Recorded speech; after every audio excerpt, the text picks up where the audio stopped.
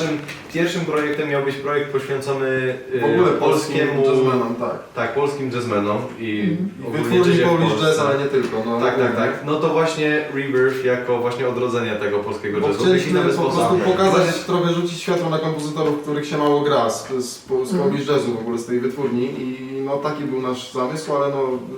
I mówimy jakieś odrodzenie, coś, że coś Poza tym nowego też w sumie i tak dalej, dwojaką no to można to podstawa, rozumieć, nie? bo to jest jakby takie odrodzenie naszej współpracy, bo każdy gdzieś tam ze sobą grał wcześniej, a tak. teraz zbieramy to w jedno i po To prostu można w różny na sposób powrót interpretować. współpracujemy. Ale właśnie też mieliśmy taką myśl po właśnie Kalisz Ptaszyn Fest i po Zadymce, no że, no mówiąc szczerze, nie byliśmy zadowoleni do końca z naszego repertuaru i jak on brzmi i że jakby jeżeli chcemy robić muzykę właśnie polskiego jazzu na nowo i muzykę Ptaszyna na nowo, no to wypadałoby ją właśnie jakoś bardziej też urozmaicić i bardziej w to wpleść jakby nasze osobowości.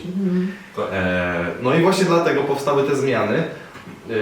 Też wszyscy zaczęliśmy konsekwentnie rozmawiać, no z racji tego, że jesteśmy porozstawiani po całej Polsce i w sumie nie tylko, no to na szczęście XXI wiek dał nam coś takiego jak wideokole. No i to wykorzystujecie. I to Teraz tak wykorzystujemy. zaczęliśmy bardziej to wykorzystywać, bo na początku tego nie było, a teraz tak, po jednej takiej dłuższej rozmowie zauważyliśmy, kurczę, to naprawdę działa. Bardzo działa, no. I Czyli można faktycznie grać w 5 miejscach. Można grać Naprawdę 3/4 pracy aranżacyjnej do niektórych koncertów zostało zrobione online na rozmowach, bo nie było jak się spotkać. po No i prostu. typu ja jestem w ćwiczeniówce tam gdzieś, Wojtek siedzi u siebie w piwnicy przy perkusji, Leon u siebie przy pianinie, wszyscy tam gdzieś sobie siedzą, no i kombinujemy. Każdy ma tam jakieś pomysły, no i też ważne też były dla nas deadline'y tak naprawdę.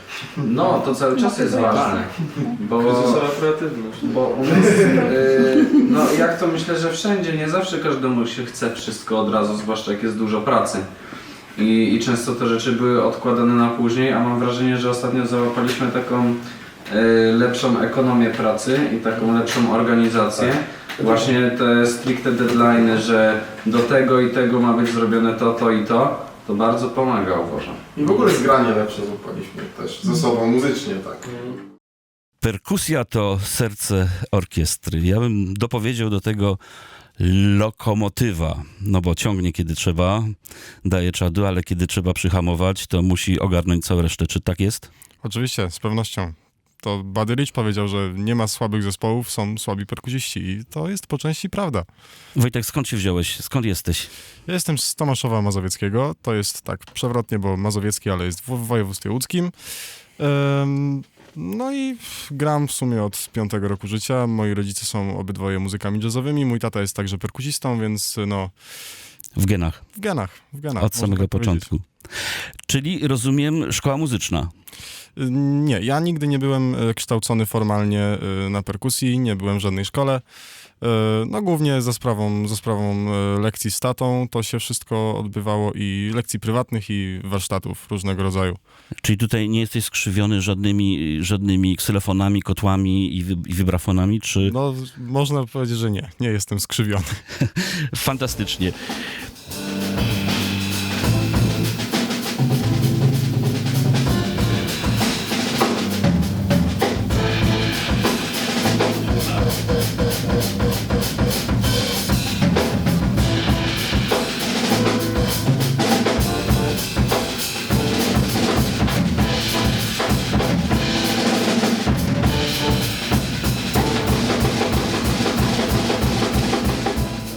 W Chorzowie zacząłem moją edukację muzyczną. W wieku tak naprawdę 6 lat moi rodzice zapisali mnie do szkoły muzycznej 1. stopnia, gdzie, to mogę też taką anegdotę opowiedzieć, gdyż nie pochodzę z rodziny muzycznej. Jestem tak naprawdę pierwszą osobą w mojej rodzinie, która coś z muzyką ma wspólnego. Ale moi rodzice postanowili mnie zapisać do szkoły muzycznej. W szkole muzycznej pierwszy raz jak tam byliśmy, po pewnych testach na predyspozycje muzyczne, musieliśmy wybrać z kilku instrumentów, które chciałbym ewentualnie realizować. No i rodzice postanowili wybrać klarnet, puzon i jeszcze jeden instrument, którego nie pamiętam.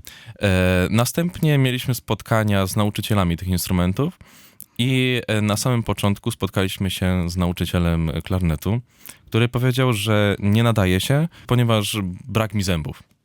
Wtedy, jak miałem 6 lat, wszystkie mleczaki mi wypadły, także niedługo potem już zęby mi wszystkie wyrosły i mógłbym grać na klarnecie. Czyli dzięki mleczakom nie zostałeś klarnecistą? Nie zostałem klarnecistą, czego nie żałuję. Może bym się nadawał, ale z trąbką jestem jak najbardziej usatysfakcjonowany. Następnie poszliśmy do nauczyciela puzonu, który powiedział, że osób w takim wieku jeszcze nie przyjmuje, co bardzo dobrze rozumiem. Ponieważ jest to dosyć duży instrument, ja w tym czasie miałem może z 1,20 m, także ciężko by mi było grać na tym instrumencie.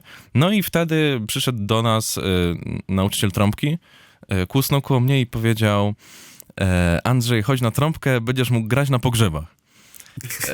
I jakimś sposobem przekonało mnie to i moich rodziców, no i stwierdziliśmy, że w sumie czemu nie, może być trąbka. I okazało się to być bardzo dobrym pomysłem.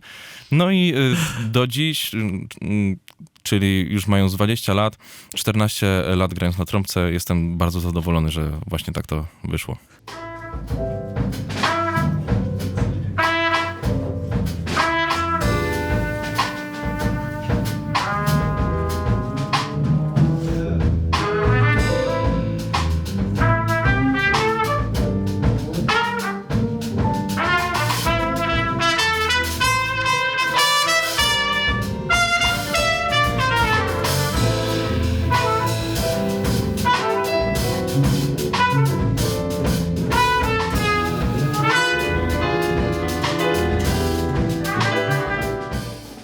Uczęszczałem do Zespołu Państwowych Szkół Muzycznych imienia Stanisława Moniuszki w Bielsku-Białej i uczyłem się w klasie profesora Zdzisława Stolarczyka oraz jego syna Tomasza Stolarczyka.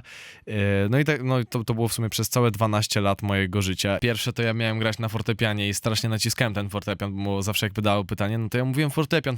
Moja mama mi w ogóle kupiła fortepian, który mam do dzisiaj, jest naprawdę świetnym instrumentem. Sytuacja z tym, jak w ogóle wybrałem puzon, jest taka, że jak wszedłem do sali, gdzie właśnie wybierało się instrument, no to gdy zostałem zapytany, to i moja mama w ogóle, właśnie to jest też ciekawe, że moja mama nie wpisała nic na kartę oprócz fortepianu.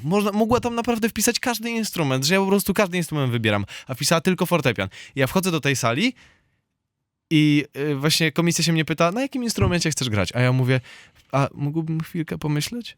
No i minęło jakieś 10 sekund i ja po prostu powiedziałem puzon. Nie mam pojęcia, jak to się stało. Nie wiem, jaki był impuls. Może się najbardziej błyszczał. Kto wie? Ale ja pamiętam, że raz jak byłem w zerówce, to właśnie przyszedł kwartet puzonowy od nas ze szkoły i zagrali tam jakiś Piratów z Karaibów właśnie do zerówki, bo tam też właśnie do zerówki chodziłem do szkoły jeszcze w ostatnim roku przedszkola. Nie wiem, czy to był jakiś impuls, bo nie pamiętam tego dokładnie, no ale powiedziałem ten puzon, ale zdecydowanie nie wyobrażam sobie wybrać jakiegokolwiek innego instrumentu, bo po prostu czuję, że właśnie to był jakiś taki impuls, to było właśnie to.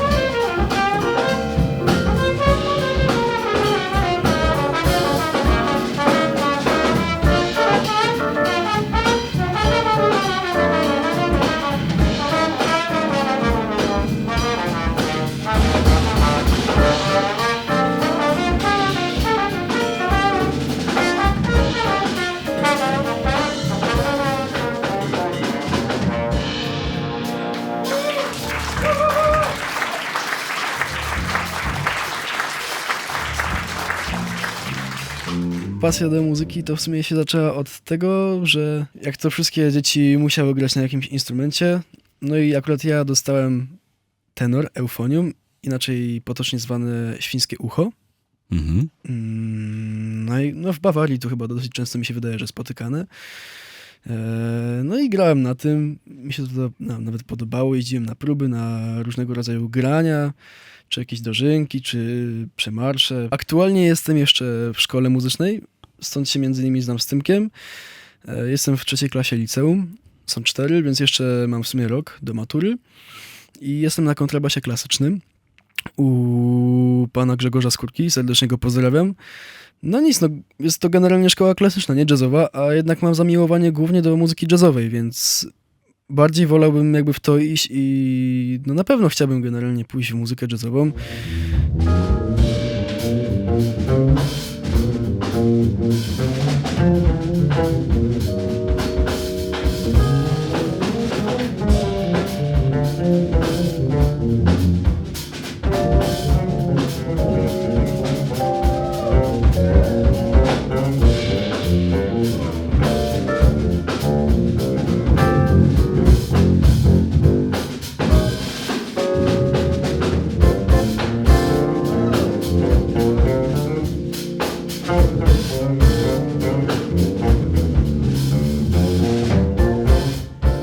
Bo jak miałem 3 lata, to zacząłem się uczyć na skrzypcach. I to były takie malutkie skrzypeczki, 1/64. I zacząłem grać na skrzypcach, jeździłem na różnego typu warsztaty. Uczyłem się u teraz mojego sąsiada, który jest skrzypkiem w Filharmonii Kaliskiej. I uczyłem się tak całościowo do 15 roku życia. Na koniec już jeździłem do Gdańska na różne lekcje do pani Anny Podhajskiej. Natomiast zaprzestałem też tej gry, chciałem się ukierunkować stricte na fortepian, a fortepian się wziął stąd, że byliśmy kiedyś u mojego właśnie nauczyciela wieczorem z moimi rodzicami od skrzypiec i stała u niego mała klawiaturka.